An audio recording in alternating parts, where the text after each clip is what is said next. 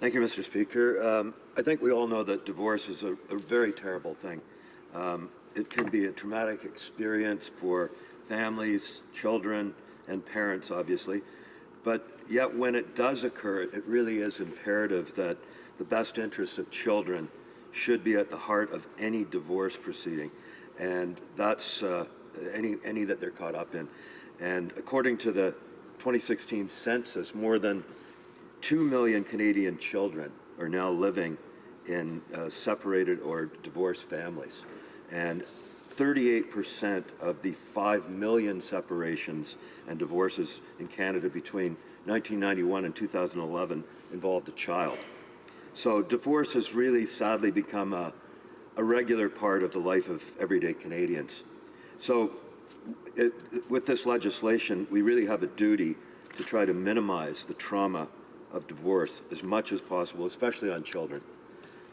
Overall, the intention of the bill C-78 is good. I'm especially glad to hear this legislation will be centered on the child. Too often, children become pawns in bitter divorces. We've all heard those heart-wrenching horror stories. A woman near and dear to my heart has gone through a living hell battling to get what's best for her daughter for years after her divorce. Under shared custody, the daughter was succeeding in school and attending regularly, especially when she was at her mother's home.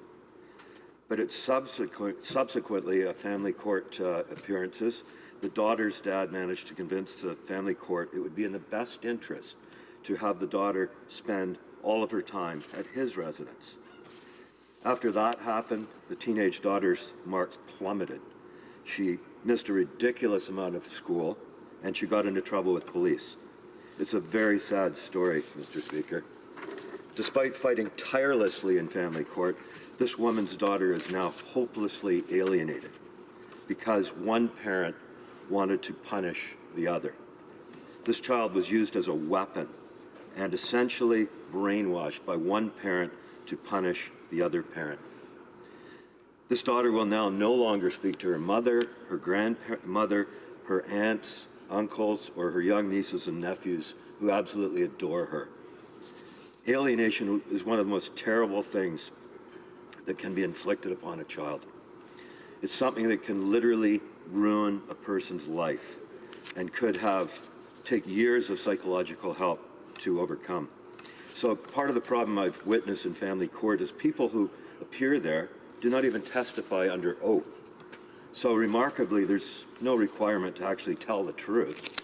So how can a judge truly make a correct decision in the best interest of the child if there's little or no ability to compel people to tell the truth? It's really quite ludicrous, and it's no wonder that some people criticize family courts as kangaroo courts. But that's also why Section 16A of the Act is an important first step.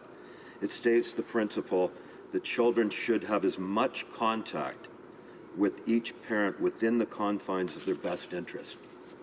And it also takes into account the willingness of the parent to facilitate visitation as a consideration in custody disputes.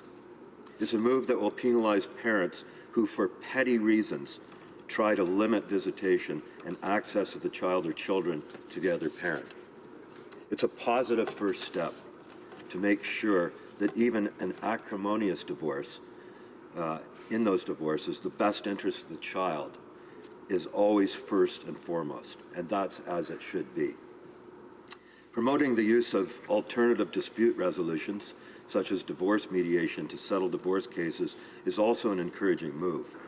It should help make divorce proceedings as amicable as possible in very bitter situations at times. Now, being caught up in the middle of an acrimonious divorce is never in the best interests of children. So taking steps to create a valuable alternative to litigation in family court is a sensible idea. It obviously wouldn't be able to solve the worst of cases like the case I mentioned above, but it is a start. If done correctly, it could make a meaningful impact for millions of Canadians. Ultimately, though, Canadian children are best served when the custody and divorce proceedings are as harmonious as possible, with both parents having a meaningful relationship with their children. A third important part of the legislation is the introduction of measures on combating domestic violence and child abuse. That's a laudable goal. Having dispute mechanisms and courts take into consideration domestic violence and child abuse is imperative, considering the move to a more dual parenting framework.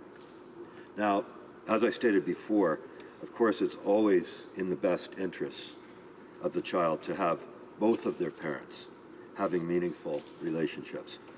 That, however, is definitely not the case in situations where one of the parents is violent, neglectful, or abusive. And I see the government will be committed to creating a new 39 new judicial positions in Alberta, Ontario, Nova Scotia, and Newfoundland, and Labrador. And that's another positive step. It really is. Especially considering the extraordinarily slow pace the current government has taken in appointing badly needed new justices and judges. So let's certainly hope that they appoint them a lot faster than they've been filling other judicial vacancies. Unfortunately, my colleagues across the aisle support of the best interests of the children rings somewhat hollow, because now let's talk about another case that's gripped the headlines and everybody's talking about it. It's the case of Terry Lynn McClintock, a convicted child murderer who is now living at a healing lodge. Canadians are saying loud and clearly she should be back behind bars. Exactly.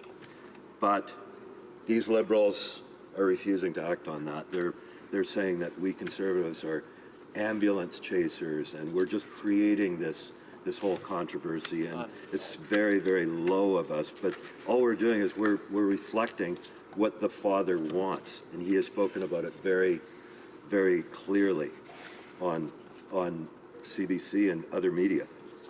So wouldn't, for instance, I mean, I just am not sure how it can be said that promoting the best interests of a child, Terry, the child, is best served.